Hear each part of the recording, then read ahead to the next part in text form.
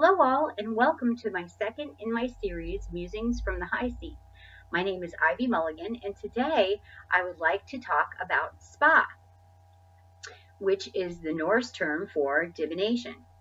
However, before I go to that subject matter, I would like to address the feedback that I got from some of our video viewers. They had brought up, some of my Norwegian friends especially, had brought up the fact that some of the words that I was saying from mixed Scandinavian languages for the terminologies of the different titles that a Norse mystic may use was leading to confusion. Most of it, I feel, was due to the fact that I am an American and I have not properly been taught an encompassing usage of Scandinavian languages. Like most Americans, I have read most of the information that I was taught, and in doing so, I utilize my English language and try to interpret as best I can the meanings and the sounds of the words as you pronounce them. But seeing as that has led to some confusion, I did my homework and really made sure that for the titles of the words that I would use, I really have done a quick immersion in some of the Norwegian pronunciations of these words. And from here on out, that would be the language that I will pick to say these names and titles. So to clarify some of my misnomers in my first video, I would like to make sure that everybody understands, as far as I'm concerned, what these words mean and what the titles entail. So, for example, the word side. Okay, if you see it spelled in English, you may actually want to pronounce it, if you've never heard any sort of Scandinavian language, you may actually want to pronounce it as cedar. Okay, so in the Swedish term, cider isn't that far from how you're reading it. But if you say the word side as a Norwegian would, then now it's unmistakable what you're talking about. So the word side to me is a verb. It's something that a Norse mystic would do. A vulva could very well have performed side quite often. How it differs from what a vulva would do commonly to me is the nature of the practice of side. It is very specific from what I've read and what I've been told by people in Scandinavian countries that still try to perform it as, best ancestrally as they can. So the word side means someone who goes to the well of Erd. They are actually taking a distaff, which is their staff. It's their office. It's their symbol of what it is that they do, and it's their power tool. And it actually, from archaeological finds that they found, it's a piece of metal rod that has what looks like a spinning distaff on the end. So that would just stand to reason that they were very much into the web of weird and the strands of fate, knowing that the Norns were master weavers. That's what they did. They would weave our strands of fate. So a sighter would make sure that they were very versed at going to the well of Erd and finding out all the information of the weird that they were trying to manipulate via trance work and special training. The vulva, she to me has always represented a Norse witch and a shaman for the definition of the word as we know it today. When you get into the word shaman, I think that right there is where a lot of problems start to arise, because the word shaman has a common meaning, but yet it's different for so many different cultures. When I first walked this path of shaman, I was introduced, as many are, to Michael Herner and his core form of shamanism. And Alio Gop, who was my teacher, who was Same, was a core shamanic teacher. That's not to be confused with indigenous shamanic teachings. To be an indigenous shaman, you would have to be steeped totally in that that culture and in that tribe, and be taught by a known and accepted shaman of that tradition for a long, usually period of time. Alio did give a lot of Same references and a lot of the cultural history. He shared much of his ancestral path with us as he could. However, I am not a Nodi, which is what a Same shaman would be classified as. And so I truly can't say I'm a Nodi. So I have to say the closest term that I can think of, which is shaman. All right, now taking that into context with a vulva would be classified in many ways as a shaman. And why that is because there's certain denominating factors that are common and that are universal. So a shaman is somebody that walks between both worlds. They can be in this world, in the mundane, and they can easily go into the other realms, into the other worlds. And they usually talk back and forth with other beings in a very easy manner. It's like second nature to them. It's almost like us picking up the phone and calling someone else. They know how to manipulate energies on this plane and in the other worlds. They can combine the two and make them beneficial in both realms.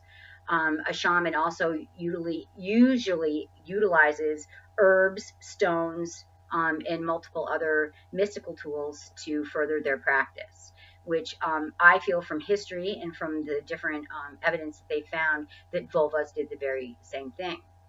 Also, too, a vulva is a witch. Now, when we study other cultures' histories of witchcraft, as we can find them today, we see that will manipulation, intent, putting your intent out there, spells, magic work, curses, blessings, all these things are very common to a practice of witchcraft, and that is exactly what a vulva did as well.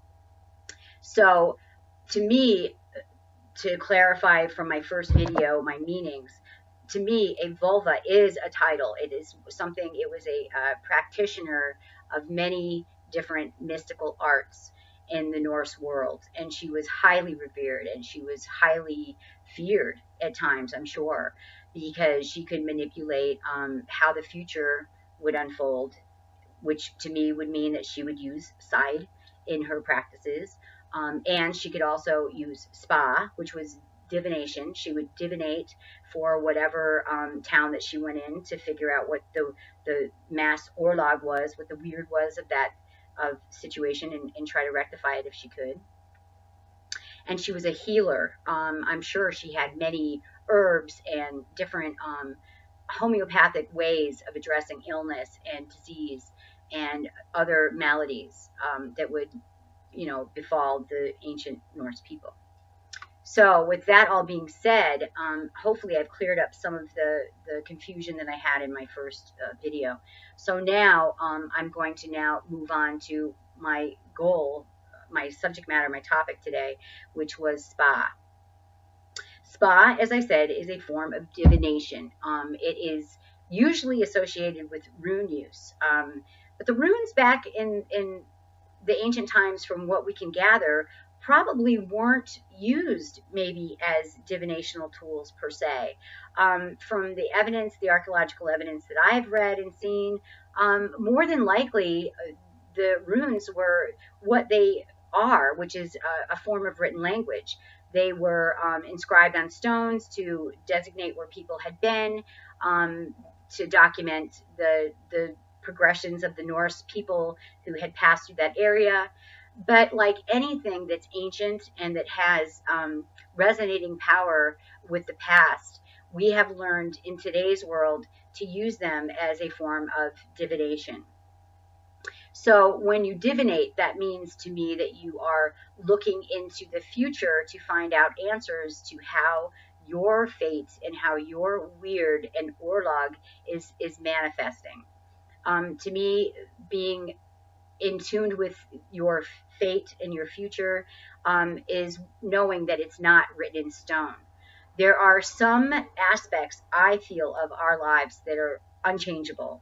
And some of those things are your birth date, your death date, and then the major life occurrences that happened, because that is what you need to do to fulfill your destiny on this incarnation, at, as this individual that you are today. However, all the things that are in between, I feel, can be manipulated to an extent if you know how to tap into the kenning, as I say, of how your weird is unfolding. So we use runes because, of course, it's the voice of our ancestors. It is their writing, it is their language and their way of speaking to us. So to use runes in divinational form, for me, it's basically a very cut and dry, easy process. All I do is I hold my bag of runes, and mine are sticks with the middle cut out, and then my rune is inscribed in it. And I put them in a bag. I take my question, and if I don't have a specific question, I just want to know how the week or the day would unfold, I simply say, Fates that be, Sisters 3, show me what I need to see. Then I blow into my bag. Now, I think it's very crucial that any tool you use for divination, whether it's runes or bones and stones or tea leaves or anything, that you put your breath onto it, your owned, because that is your way of activating those tools for seeing into your own future, knowing that it's coming from your essence, your breath, which is your connection from the within to without. So you blow into the bag, and then you just toss the runes. And then whatever ones are showing face up are the ones that you are to pick up. And in the order that you pick them up is how they will transpire and how you read them. This is my personal way of doing it. I do not buy into the idea of reverse runes at all, because again, to me, the rune started out as a written language. It was a way of writing. And just like we use our alphabet today, if we put an A upside down, it doesn't change the meaning of the letter A. It is still that same letter. So I feel the same with the runes. And also, too, because the runes mean, if they're not just a letter, they also have a gauntlet of meaning to each particular rune. It's, to me, even more mandatory that you don't flip them, because there's so many meanings to them anyway. It would only add to your confusion, and it would just cloud your readings of your divination of your spa for that moment. There are other tools that our ancestors used that we can still use today. Things like bones and stones, just taking natural objects, whether they be little bits of bone, little bits of shells, little bits of stone, and for you to get to know each one of those particular items and to project onto that item a meaning. So you could pick up one bone and you look at it and you say, okay, this bone to me means something similar to Fio, like wealth, prosperity, ownership, that sort of thing. And each one of these objects, these natural objects, have a specific meaning for you. So when you throw them, and again, you'd have them in a bag, you would blow your breath into the bag and throw it, then you would have a really clear reading of what it is that you were to see via the pattern of the falling of the natural material, bone, stone, sticks, whatever, and also to because of the meanings that you had infused into each particular object.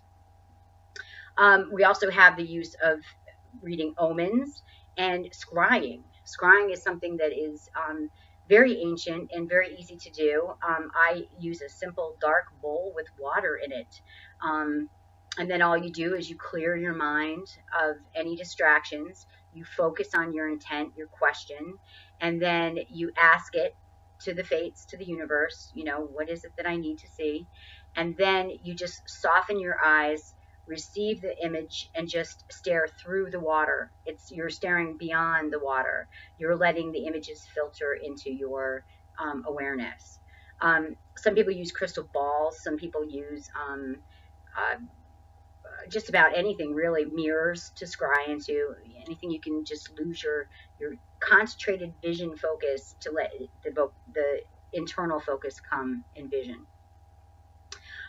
There's also omens. Reading omens is very prevalent back into the day. Even druids have written history of reading entrails of animals as a form of augury of omens. to me, I actually use the natural world. I do a lot of daily walks, and in those walks is where I find most of my inspiration or my messages come, because I become very aware of my environment. And before I leave the house and begin my 2 or 3 mile trek, I make sure that I state my intent to the universe, that show me what it is I need to see today. And then I keep my awareness and my eyes and my ears open.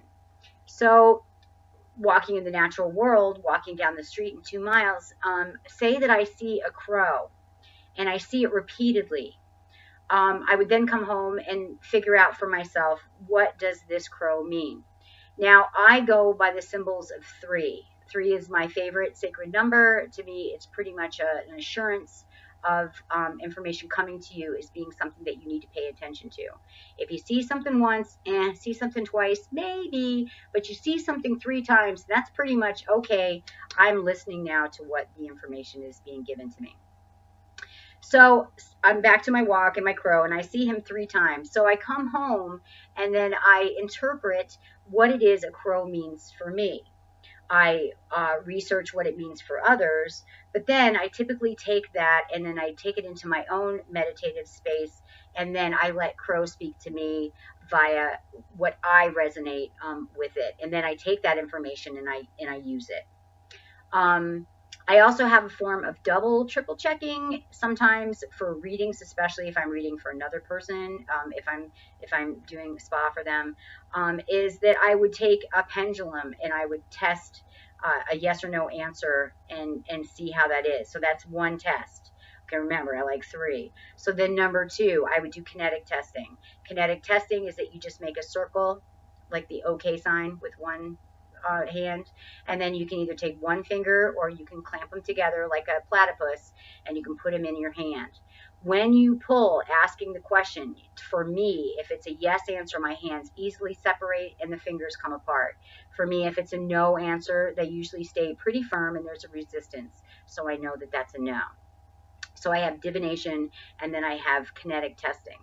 The final thing that I use for myself is that I ask for the first object that I see in the morning to clarify my spa work of the day before.